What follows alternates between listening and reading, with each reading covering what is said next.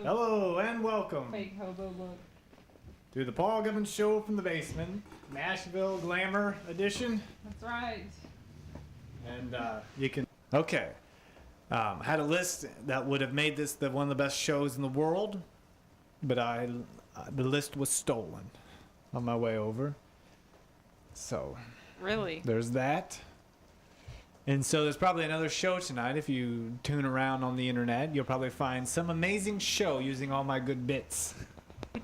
Hey, okay, folks, ready to chat. Okay, we have with us on the show tonight. We have with us Bonnie Montgomery, Thank you. the author of a new little opera coming out. Is it okay that I call it a little opera? Well, I noticed that you called it that. Why? Why did you use that term? It's little. demeaning Oh, really? to say like, oh, you're in a little band. You have a little opera. You wrote a little opera. Oh, Well, I mean, it is. how cute. That little girl wrote a little opera like that. I meant it like that. Contractors. Here's my banjo, All right. circa 1890. You've seen this banjo before. This is what is the most amazing part of this banjo is that I believe what I have with it here is the original strap. From 1890. How would I get that verified? I think this banjo was designed by space aliens. Frailing. See, I've always played the banjo like this, Right. which is wrong. You play it like this.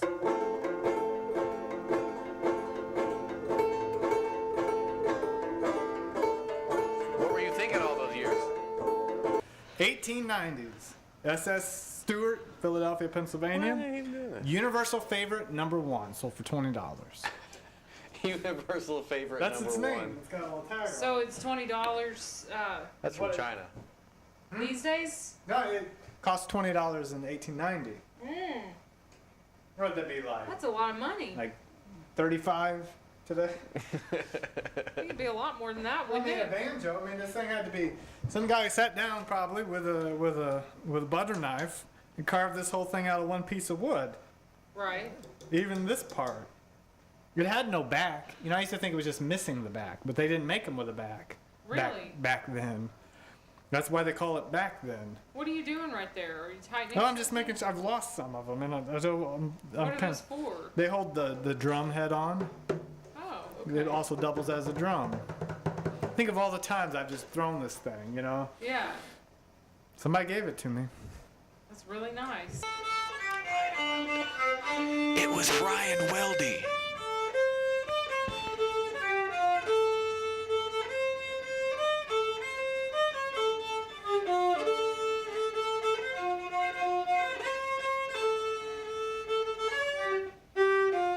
So it's just what's on the page, right? Yeah. Well, Okay. you probably could.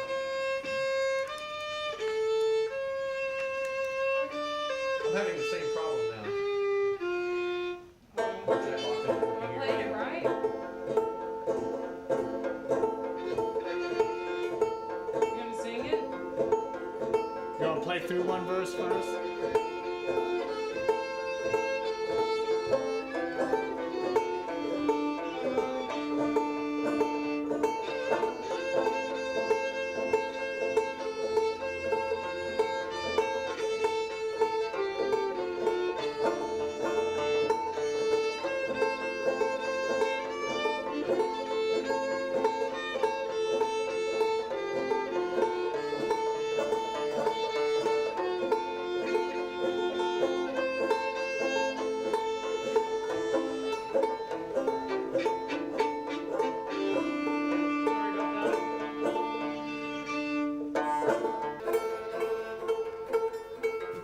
My name is Charlie Brennan, from Charleston town I come. I've traveled this wide world over, and many a race I've run.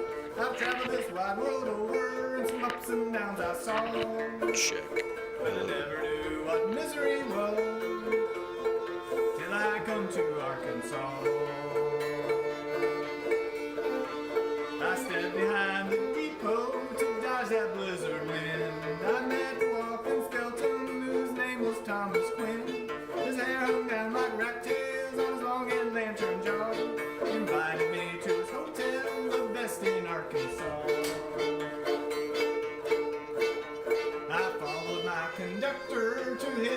neglected place, where pity and starvation was seen on every face.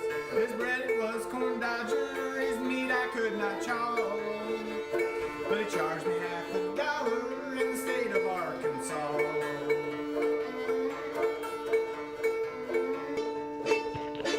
But I didn't like the work, nor the food, nor the swamp angel, nor his wife, nor none of his children. So I went up to him and told him, "Mister, I'm quitting this job. I want to be paid off." He says to me, "All right, son." And he handed me mink skin and he says, "That's what we use for currency down here in Arkansas." So I took it to a saloon to see if I could get me a pint of whiskey. Put my mink skin on the bar and be darned if that bartender didn't slip me the pint. Then he picked up my mink skin, blowed the hair back on it, and handed me 3 possum hides and 14 rabbit skins for change. I headed back to Texas a 5:15. Nothing was left but skin and bones, half dead and half alive. Got me a bottle of whiskey, some is left for to go. Got as drunk as old Abe Lincoln when I left old Arkansas. Farewell, farewell, Thomas Quinn, likewise his darling wife. I know she'll not forget me in the last days of her life. She put a little hand in mine and she tried to bite my jaw. And she said, "Mr. Brennan, remember me when you leave old Arkansas." Farewell, farewell, swamp angels, 2 canebrakes and 2 chills. Farewell to sage and sassafras tea and corn dodger pills. If I ever see that land again, I'll give to you my paw. It'll be through a telescope from here to Arkansas. Oh, now I am a railroad man at $1.50 a day. And then I go to work, boys, till I can get away. And I go to the Cherokee Mountains and marry me a squaw. Farewell to